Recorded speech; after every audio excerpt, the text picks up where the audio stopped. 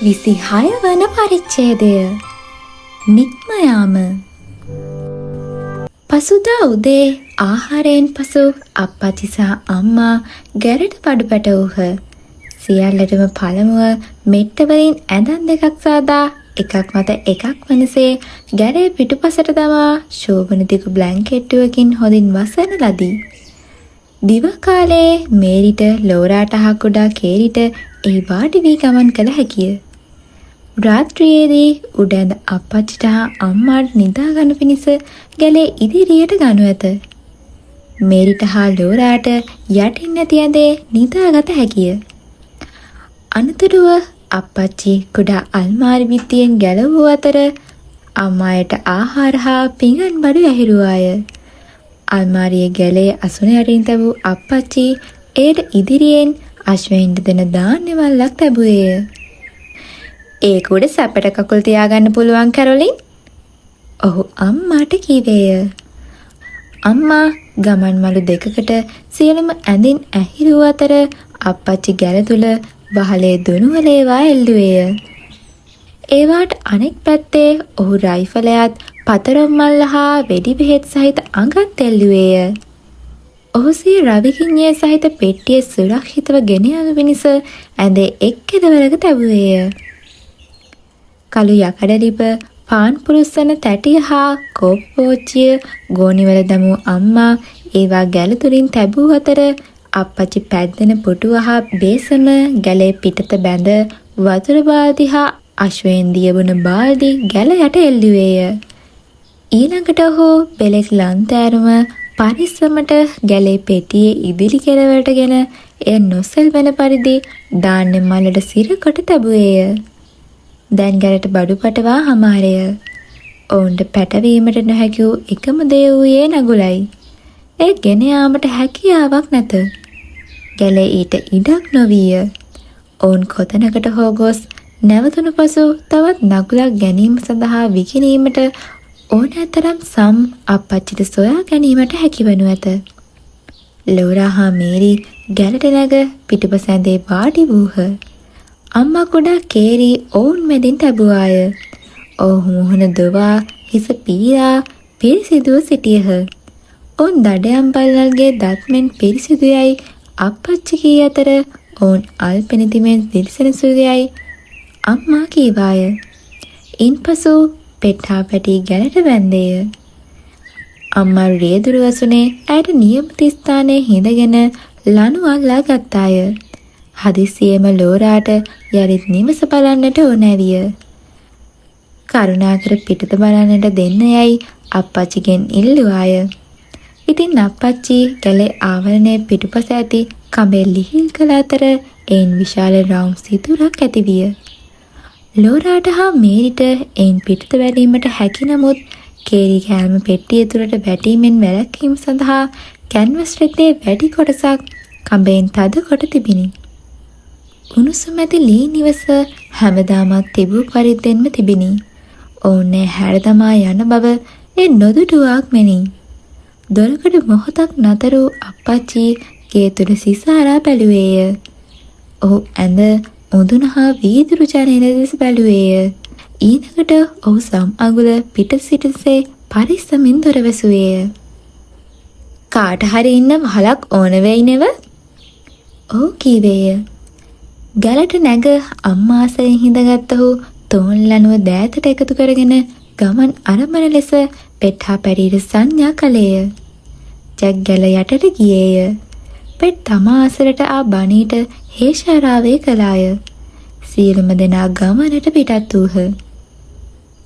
නැගෙනහිර සිට දකුණට දකුණේ සිට බටහිරට ඔවුන්ගේ ඇසට හසුවන සෑම තැනම වූ මහා උස් තැනිතලා මත කිසිවක් සෙලවුණේ නැත. කොළ පැහැති තනපඳුරු සුළඟේ රඟ දුන්නේය. සුදු වලාකුළු උස් පැහැදිලි අහස් තලයේ පාවී ගියේය. මේක අපූරු පළාතක් කැරලින්. ඒත් තව කාලාන්තරයක් යනකම් වනචාරී ඉන්දියන්කාරයෝයි වෘකයන් විතරක් මේක ජීවත් වේවි. කුඩා ලී නිවස හා කුඩා පිඳුරු මඩුව නිහඬතාවයේ මැද පාළුවෙන් බලා සිටියේය. අන්තර පෙට්ටා පැටි කඩිසර ලෙස ඉදිරියට යන්නට පටන් ගත්හ. ගැල කඳු බෑවුම් වල සිට තුරු වදුළු වලින් ගැවසීගත් ඔය පහළට ගමන් කළ අතර උස ගස් මුදුනක සිටි මොකීන් කුරුල්ලෙක් ගීයක් ගායනට උයේය. මොකීන් කුරුල්ලෝ මෙච්චර බේල පහෙන් සින්දු කියනවා මං කවදාවත් අහලා නැහැ. අම්මා කී විට ඌ අපිට ආයිබෝවන් කියනවා. අප්පච්චි සෙමින් කීවේය. ඔහු උස නැති කඳු ගැට අතරින් ඔය දෙසට ගමන් කළහ. තොටුවලේ ජලය අඩු වූ අතර එකට වීම පහසු විය.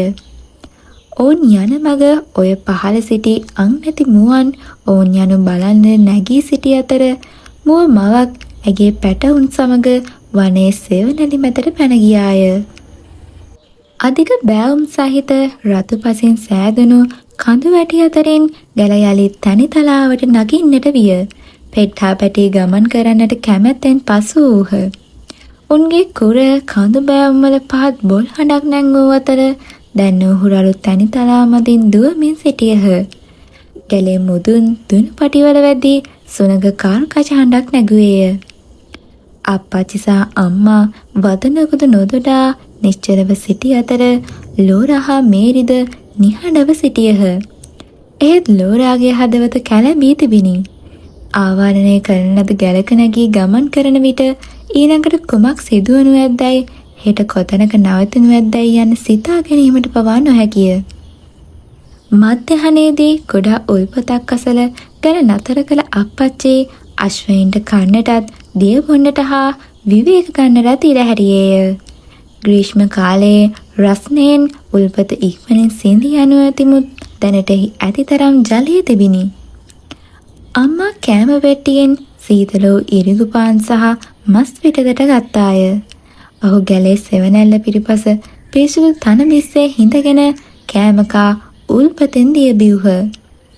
ලෝරා සහ මේරි තනපඳුරු වටා දුවමින් කැලෑමල් නෙලන අතර අම්මා කෑම පෙට්ටිය ඇසුරුවාය. අප්පච්චි පෙට්ටා පැටි යලිත් ගැලට බැන්දේය. ඉන්පසු ඔවුහු බොහෝ වේලාවක් තිස්සේ තනි තලාව හරහා ගමන් කරන්නට වූහ. සුළඟේ සැලෙන තනපඳුරු අහස හා අනන්තයක් නැති කරත්ත රෝද සලකුණු හැරෙන්නට දකින්නට කිසිවක් නොවිය. ඉඳ හිටක හාවෙක් පැන ගියේය. තවත් විටක තනිතලා කිකිලියක් ඇගේ පැටවුන් රංචුව සමග තනපඳුරු අතරට වැදී ඇසට හසුවන මායිමෙන් නොපෙනී ගියාය. කුඩා කේරි නිදා සිටි අතර මේරිට හා ලෝරාට නිින්ද යාගෙනමින් සිටියදී අතන මොකක් හරි අමුත්තක් තියෙනවා. අප්පච්චිගේ කටහඬ ඇසිනි. ලෝරා වහා නැගිට්ටාය. තනිතලාවේ ඈත ඉදිරියෙන් කුඩා ලා පැහැති ගොඩල්ලක් තිබුණු ඇය දුටුවාය. වෙනත් අමුතු දෙයක් ඇගේ නිතට හසු වූයේ නැත. කොහේද? ඇය අප්පච්චිගෙන් ඇසුවාය. අතන? අප්පච්චියේ ගොඩල්ල දෙසට හිසින් ඉඟි කොට කීවේය. ඒක හෙල්ලෙන්නේ නෑ. ලෝරා තවත් කිසිවක් නොකීවාය.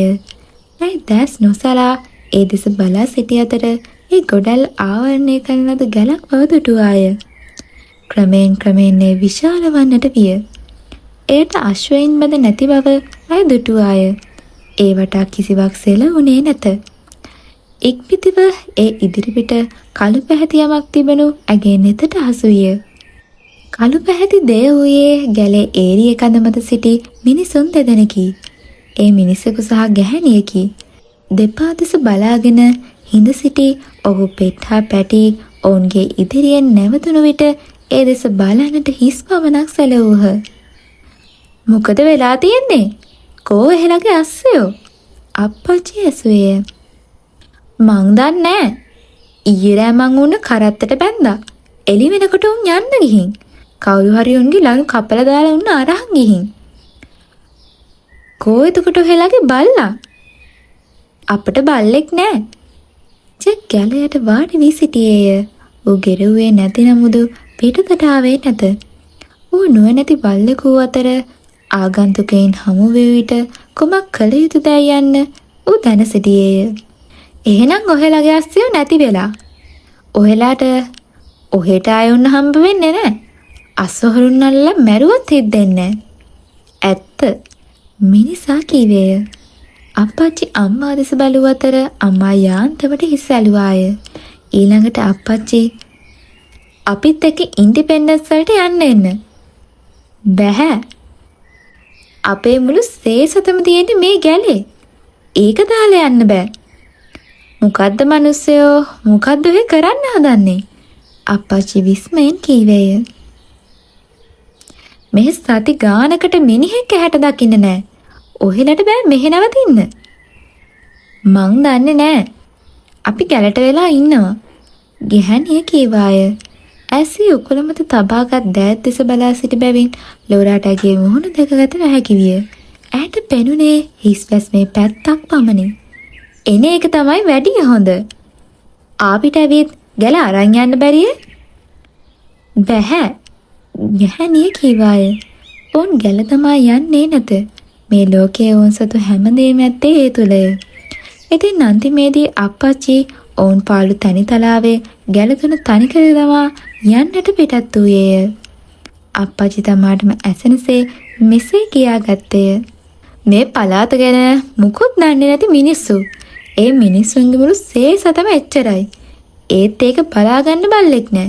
අඩුතරමේ මිනිහවත් මුර කරලා නෑ. ඒ මදිවට අස්සෝ කඹවලිනුත් බැඳලා. අප්පච්චි දීක හුස්මක් ගත්තේය.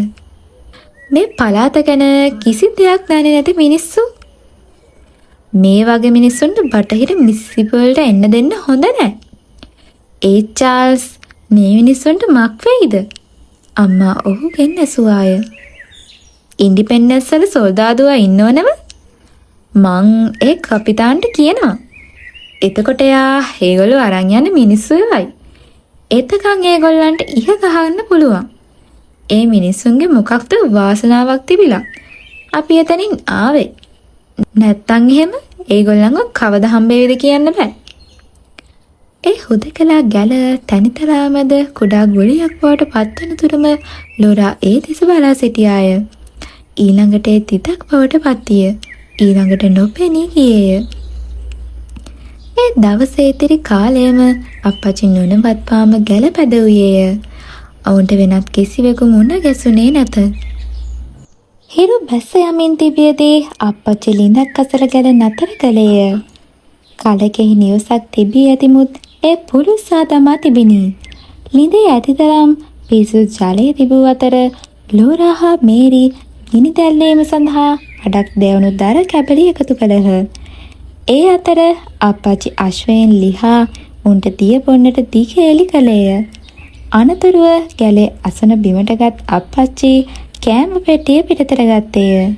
ගින්න අලංකාරව ඇවිල්ලන්නට වූ අතර අම්මා ඉක්මනින් රාත්‍රී ආහාරය පිසුවාය. දැන් සියල්ල ඔවුන් නිවස සාදන්නට පෙර ගෙවූ කාලය මෙන් පිය.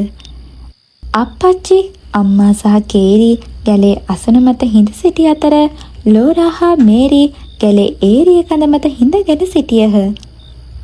ඔහු කඳවුරේ ගිනි මැලයෙන් රත් කරන ලද රසවත් රාත්‍රී ආහාරය අනුභව කළහ.